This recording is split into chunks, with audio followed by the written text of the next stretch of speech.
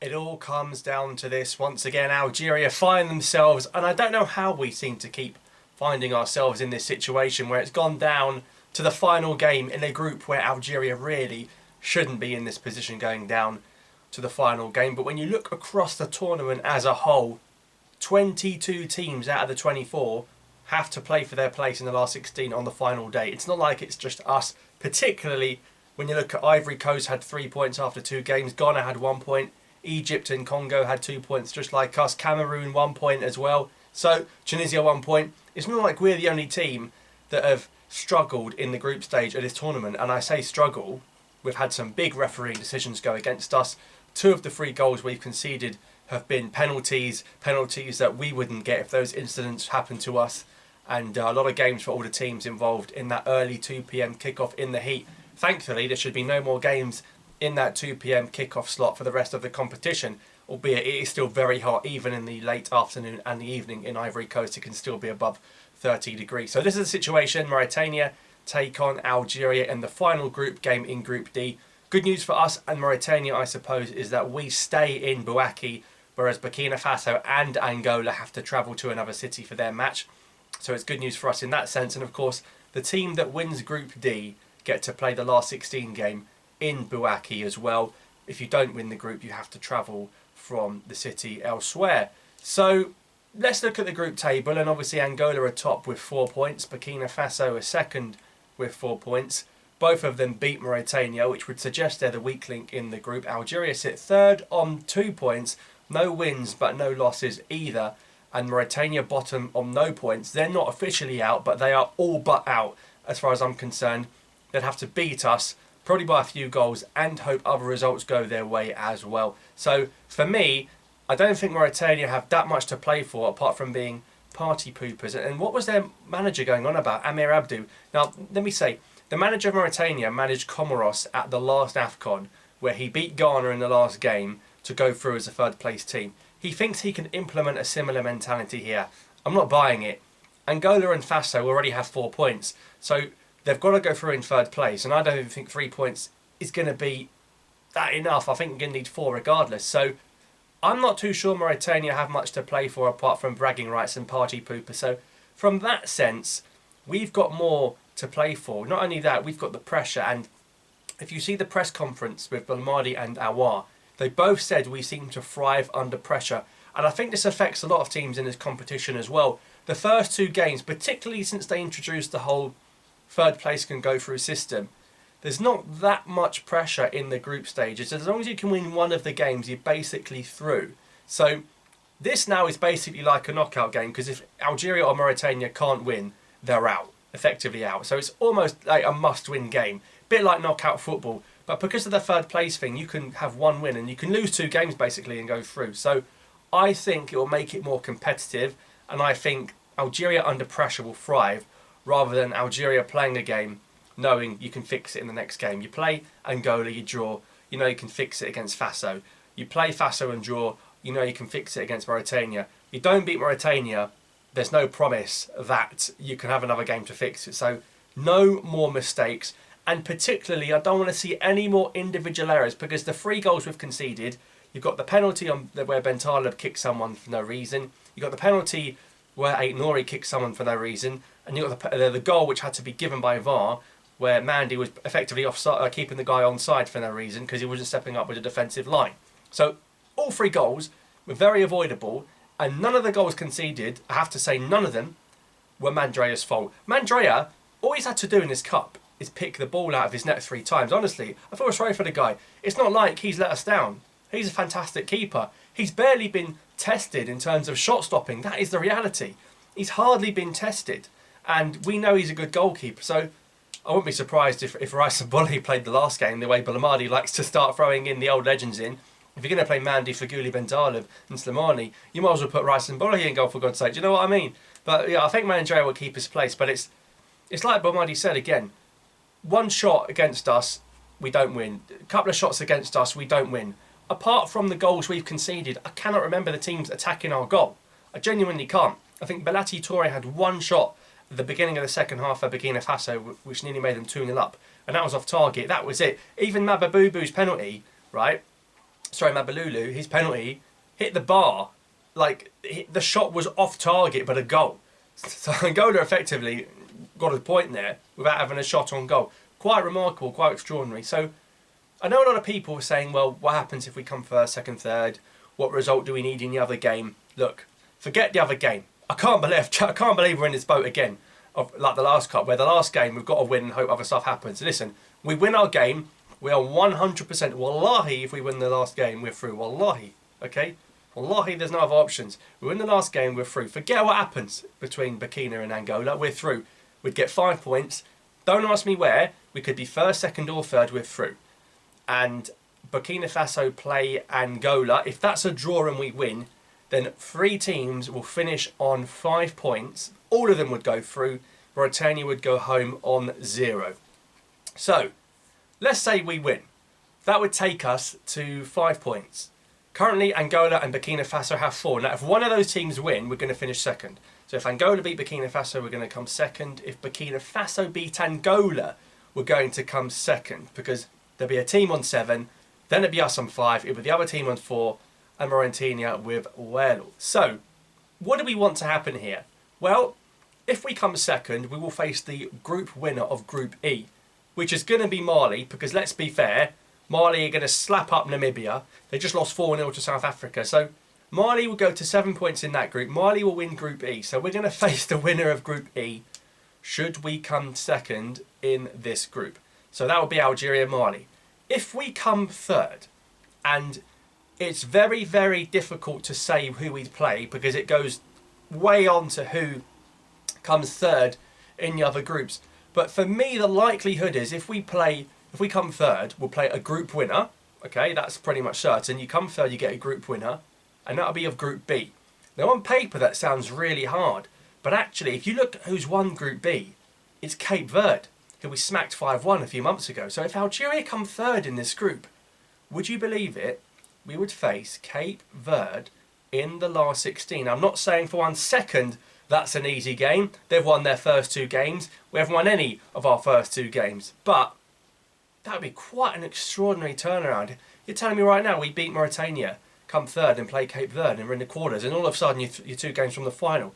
So I don't want to jump ahead too much. And of course, if we win the group, we'll play again. It goes down to who comes third in the other groups. If we come top, it will be a third place team, again, probably from that Namibia-South Africa group. Say it would be Namibia or South Africa or Tunisia if they came third. What a game that would be from Group E. If Algeria failed to win, well, let's say we lose the game, we are out of this cup. We'll come last in the group. If we come last, we're out. No chance going through. Mauritania would come third. If we draw, there is 2 possibilities. Either Algeria are eliminated from the AFCON group stage without even losing a bloody game. Remember the 35 games unbeaten and all that? We'd literally go home without losing a game. Quite extraordinary. And I wouldn't put it past us. Sort of thing that would only happen to us. However, it would go to the last day. If we draw the game, we are not out. We are literally going to have to keep an eye on these other games if we draw. We would literally be watching the likes of Tunisia and Congo and Zambia in the final games and hoping they don't win, because we want to be through as a third place team with 3 points. The goal difference would be 0 because it would be 3 draws for us. And you look at some teams like South Africa got a 4-0 win, some big scorelines there. So the calculators would come out, but Algeria are not out of the competition officially if they draw the game. But to be honest, if we can't beat Mauritania with respect to Mauritania, we do not deserve to be in the last 16. I mean, come on. We're like, what, we 4th, 5th in the FIFA rankings in Africa? We can't get in the last 16 teams, the best 16 teams in Africa, when the task is to beat Mauritania, something that Burkina Faso have done, something that Angola have done. Then, quite frankly, if we go out in third place with 3 draws, do we deserve to go through? Really, is it going to be that many excuses we can pull out if we had 3 games and didn't win any of them? I mean, come on. I think the belief the team have from the Baghdad goal is huge. That Bounedjah goal, I really think, saved us being in the competition. And that's why a win takes us to 5 points and not 4 points, which is really good. If we lost to Faso, it'd be very, very difficult. Even if we beat Mauritania, we'd have to beat them quite heavily. So it's a huge goal. And Baghdad really is the man in form. He is 3 goals in 2 games, plus the disallowed one, the bicycle kick if he stayed on side. He's been fantastic. He's got more goals in this AFCON than in the AFCON that we won, which is, again, amazing. Remember the AFCON we won? A penalty and the fluke in the final? This tournament, he scored 3 absolute class goals, isn't he? That header is fantastic. Boom. There was 2 people on the line, I think the keeper and Kabore or whatever. They couldn't keep it out. The power header, and Baghdad said he doesn't play for the moolah. He plays for the badge, and that's what I like to see. So he's more than certainly going to start. This comes to the topic of Algeria's starting lineup. Now, we know Belmadi is reluctant to drop Riyad Mahrez. We know Riyad Mahrez has been doing this, saying we don't listen to people behind phones and computers, and trust me, there's a lot of keyboard warriors out there, but are they right in their criticism of him? Listen, when you have a legend, it's very hard to see the legend drop off, because you love him, you love what he's done for the country, but sometimes it's time to pass the baton on, and it's difficult because Riyad is the captain. If you drop the captain, who else is going to be captain? Ben Sebaini, he's suspended. So then, who's going to lead that team? Benassa, we don't know if he's fully fit. I think when you play games where you have to score, you need your best attacking players. And if Belmadi dropped Mahrez and we went out, trust me, the first question in his face would be, why did you drop Mahrez? Mahrez would be like, look, you dropped me, look what happened. It's a difficult one. So for what it's worth, I think Belmadi is going to start him. I'd love to see him drop him. If he's got the balls to drop him, fair play. But listen, the last game, he subbed him at 65, 70 minutes. I was shocked that he didn't play the full game. When do you remember the last time that Algeria subbed Mahrez that early in a game? Particularly when we were losing. It's not like we were 4-0 up and you rest your players. We were actually losing and we subbed off Mahrez. That tells you a lot. Has the tide turned between Belmadi and Riyad? Is he finally going to have the nerve to drop him? This could be Belmadi's last game in charge. The fans have started to turn on him. They let the last AFCON go coming out in the group. The Cameroon circumstances were very, very unique. The fans let them go.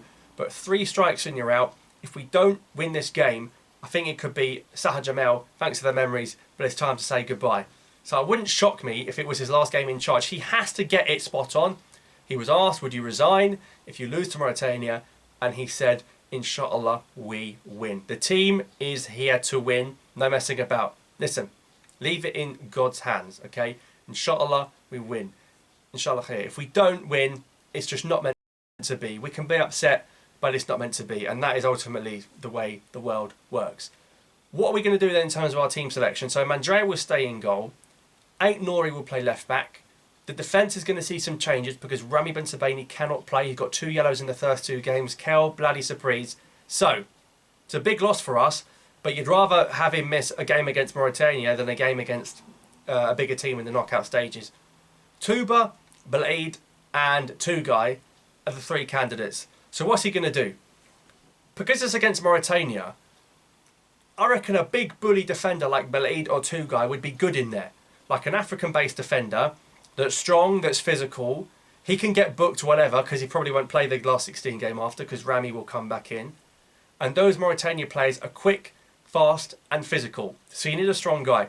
Touba is a technical defender for me. He's like Mandy. He's a technical defender. You play Touba and Mandy, you got 2 technical defenders in there. Touba, I think, prefers playing left back, if I'm going to be honest. You see the ball he put in against Cameroon for the Slimani goal that got disallowed. You see the header he scored as well. But I think I would go for Tugay or Belaid. And I'm leaning towards Belaid. It's a massive opportunity to throw Belaid in there and he can really make a name for himself. But is he ready for a game like this? I don't know what he would do, Belmadi. I'll be shocked if he goes Touba, but we'll wait and see. I think he's going to go Tugay. I'd go Belaid. I'm sure a lot of you would go for Touba. Mandy made a mistake, but I suspect he'll stick with him. And then the right back, again, I wouldn't be surprised if Van den Kerkhoff came in. Atal has been running, dribbling.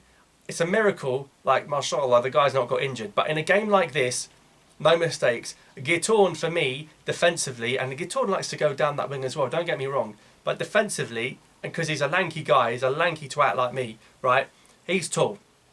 I'd prefer that. You look at how tall these Mauritanian players, they're absolute units, right? They're all like a bunch of centre-backs, 11 of them. So you need tall players in there. And Atal, like, the way he gets up and down, you see how he gets outpaced in that second game and the first game. I don't know if this is the game for him. I prefer Artal in the bigger games. The midfield, again, we have to get right. But I think he will tweak the system. Like, he's got to tweak the system. You need goals. I think he'll go 4-4-2. It's just what I would think. I think you go 4-4-2 and you need good attacking players in there. Look who was on the pitch when we needed goals against Faso. You had Slimani, Baghdad and Moura all on. Adem Nurse was on as well, and Shaibi. I think you're going to see a very attacking side. I think you're going to hope one guy sits in there. Benasser, if fit, I'd have in there. If not, you'll probably go on to Bentaleb or Zarouki. Bentaleb, another player, is a yellow away from suspension. Zarouki, I think, had one of his best games for Algeria in the last game, particularly the long-range passing. I mean, some of the balls he diagonally pinged to Belali were fantastic. I really enjoyed those. Aouar did the press conference. I mean, listen, we spent 3 years getting Aouar to switch from France, not to sit on the bench. This is criminal. This is borderline criminal. I've got to play Aouar. He has to not be fully fit. It must be the only reason he's not starting. The last time he started for Algeria, he scored 2 goals, didn't he? I mean, come on. Houssem has to play. If possible, I'd go Benasser and Aouar. It's attacking, but who bloody cares? We've got to attack the game. We have to win this game. Then it comes to the attacking. So if I'm going 4-4-2, is Belali going to keep his place on the left? Oh, I mean, listen, I'm still not convinced from what I've seen from Belali at this tournament. Okay? What has he done in terms of end product, apart from hitting a long ball to Baghdad in the first game? I'm still not convinced. If you're going to criticise Mahrez for not getting in the game, criticise Belali, because the ball isn't getting to the right-hand side. It's staying on the left. Belali is seeing far more of the ball than Riyad is. So, effectively, you'd expect more from Belali, but the end product, I'm still not convinced. Amora on that left could do a job. Amora in the box is fantastic. Fox in the box, but the height is not there, and you need the height. And if you're putting balls in the box, Amora's not the one you want heading it. I mean, the one header he did, he injured his shoulder jumping for it. It took about 5 seconds to get from the ground to the flipping sky. Rose like a salmon, but he injured himself. That's how long it takes Amora to reach the ground. That's how short he is. So I prefer Amora on the left. Of course, if he is fit, but Muddy's keeping the cards closed. I don't know if Amora's fit. It's a massive blow. I genuinely think he's been one of our best players at this competition, despite the fact he's not started either game. I know he couldn't start the first one. He's fresher than anyone. He's only played 4 or 5 minutes of football. Anish Amora, play him down the left. I don't think down the middle is going to work against Mauritania. If fit, play him down the left. If not, Belali keeps his place. I think Mahrez is going to play. I'd love Adem Nurse to play. But it's a massive call to start Adem Nurse in a must-win game. You see the games where he scored the goals in the AFCON in 2019, where Algeria had already won, or already won the group. The pressure's off. When the pressure's off, I like Adem Nurse. But his delivery from the corner to set up Baghdad was fantastic, and far better than any of the 20-25 corners that Shaibi or Belali put into the box. I think Adem Nurse took 1 corner, and it was better than all the rest combined. So, if he plays Adem Nurse over Riyad on that right, good luck to him. But it's a big call. And then I think Slimani and Baghdad are going to play together. I think you could see Slim and Bounedjah in a 4-4-2, which Bonamadi has done before. And I remember we played Mauritania a few years ago in a friendly. I think we won 3-1, 4-1. And Slimani and Bounedjah, they love scoring against teams like this. So give him a strike partner. Like, Baghdad's so good, but he's a little bit isolated. And you look at the goal he scored the first game, he literally made it on his own. Belali hit it from the halfway line. The bicycle kick goal, which was disallowed, he made it all himself. And right place, right time. Get players near him. You know, Bentaleb feeding the ball to Baghdad. 6 players in the box. Adem Nurse feeding the ball to Baghdad. You put Slimani with him. A tall guy. You give him Mauritania, not 1, but 2 big centre forwards to think about. So, be very interesting in the team selection. There's no point saying, oh, we should play Boudaoui and people like that. He ain't going to do it. He's got some sort of agenda against Hichem. He hasn't played a single minute at this tournament. He's not going to suddenly start him now, is he? Even when Benasser's out, he ain't getting a look in. Do you know what I mean? So, if Aouar can't start, forget Boudaoui. As much as I think it might be Boudaoui's time, but if the tournament does go wrong, then I think a new manager would certainly look to keep Boudaoui as one of the starters. So we'll wait and see what the team is. As for Mauritania, well, Aboubakari Koita, if you haven't seen the goal he scored against Angola, it's an absolute cracker. Before this game against Angola that they lost 3-2, they'd never scored from open play at an AFCON, I think. What a way to do it. The first goal is unreal. The first goal, the guy's dribbled like half of the Angolan team and put it in. They've got some good technical ability, you know. They've got a few players, a bit like us, born in France, playing in the lower leagues in France. They ain't no mugs. This isn't their first AFCON, so doesn't mean it's going to be a walk in the park. Koita is a danger man. He didn't fluke that shot. He had 2 or 3 attempts in the first half from distance, and they were not a million miles away. They were close. Ned blew in the Angola goal. He had the warning signs. But what a hit. Koita, it's one of the goals of the tournament. If you haven't seen it, watch it. It's unreal. I hope we're going to close him down. Of course, they also have Abubakar Kamara, who used to play for Fulham, and Souleymane Dakara, who used to play for Leeds. This Kamara guy, right, he's not that old. He's good. He got injured in the first game, came off. He's the guy that has AK-47 on his back for some reason, because it's his initials, Abubakar Kamara. Personally, I don't know what he's doing. But they're strong, they're physical, they'll shoot from distance, they'll surprise us. Mauritania have nothing to lose. They know they're going to go home. I'm not going to lie, they know they're going to go home. If it means taking 2 red cards and whacking us, then they're going to do it. And Tunisia smacked them 4-0 at a recent AFCON as well. So, with respect, if we can't beat them, we don't deserve to be here. Don't be too alarmed if you hear Hafid Daraji saying stuff like Gassama, Gassama, Salamat, Salamat, Gassama, ooh, la la, Gassama. Because they have a midfielder called Gassama, Mauritania. So don't get alarmed. It will give you PTSD. I'll certainly give it to me. But if we get knocked out to a Gassama goal, oh, this is going to... I just... Can we... This Gassama doll at Mauritania, please do not score. He got an assist against Angola. Just allow it. I've had one Gassama break my heart. I don't need 2. But this AFCON, people are saying it's like the last one. I don't see that. Last AFCON, we scored 1 goal with 1 point. We've got 2 points. We're unbeaten. We've scored 3 goals, all from open play. But it all comes down to this. Tuesday, the hours are going to be long. Whether you're at school, college, uni, work, being a parent, being a grandparent, the hours are going to feel like days as that clock ticks down. As soon as the game starts, the clock is going to be rapid, fast, rapid, Speedy Gonzalez. It's going to be tick, tick, tick, tick, tick. Like, until Algeria score. If Algeria score, inshallah, that clock is going to be back to being like 1 second taking an hour. That's how it's going to feel. 90 minutes, but for me, there's one big factor. The referee. So that complaint went in. The VAR has changed. It's going to be different VAR from the first 2. So effectively, if that's what Algeria were looking for from the complaint, then we got what we wanted. So the referee is from Somalia. Listen, my Somali brother, I love you, all right? Always chilling with you, man, in ELM. Please, if someone gets fouled in the box, all I'm saying, mate, just have a look. Bring him up. It's going to be a Ghanaian VAR. Be, all right, geezer, wallahi, I saw a foul. Wallahi, I saw a foul. I'm telling you. That's what I want to see. Not beep, like all these other refs that wave everything on, but when it's the other way around, if it's Ait-Nouri, if it's Badalib, oh, penalty. They can't even wait. Do you know what? They love giving decisions against us. And I really hope it's not because we're the only nation in this cup vocal about the Palestinian people, right? Because we are. The only game you see masses of Palestinian flags is when Algeria play. But when it's a pen, they don't do like point to the spot, They can't wait. They're flipping milking it. They're dancing. They're going. Do you know what I mean? Twats. Anyway, Somali ref. Big up Somalia. Please don't let us down. Muslim as well, but Mauritania are Muslim as well, so I can't play that card. Listen, it's 8 o'clock. It's the evening. It's hot, but it's not as hot as the second game. There's no excuses. It's the evening game. Somali ref. Here we go.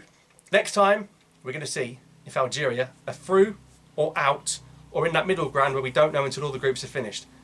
Score prediction, I'm going to say we're going to win 3-1, inshallah. So let me know your thoughts in the comments down below. It's a big one. It's Algeria, Mauritania, and I'll see you next time.